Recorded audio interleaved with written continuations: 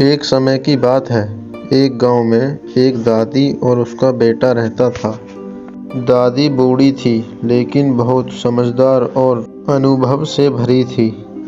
उसका बेटा जो अब बड़ा हो गया था, वह बेटा हर दिन खेतों में बहुत मेहनत करता और वे बहुत जिम्मेदारी से अपने घर का खर्च चलाता।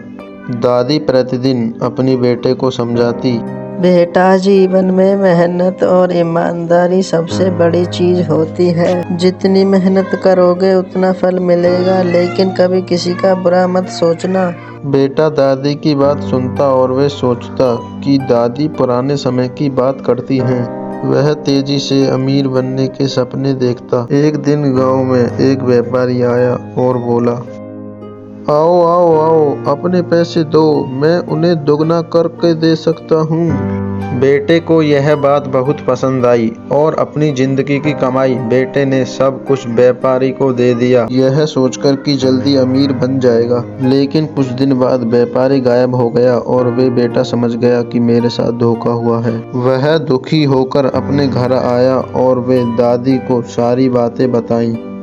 दादी मुस्कुराई और कहा, बेटा, मैंने तुमसे कहा था, मेहनत से कमाया हुआ ही टिकता है। जो जल्दी से अमीर बनने के सपने देखता है बेटा, वो उसे धोखा ही मिलता है। अब आगे से ऐसा मत करना। बेटे ने अपने दादी की बात समझ ली।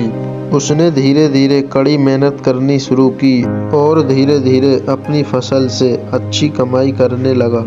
अब वह समझ गया था कि दादी की बातों में सच्चाई है। इस तरह दादी और बेटे की कहानी यह हमें सिखाती है कि इस दुनिया में मेहनत और ईमानदारी का कोई विकल्प नहीं है।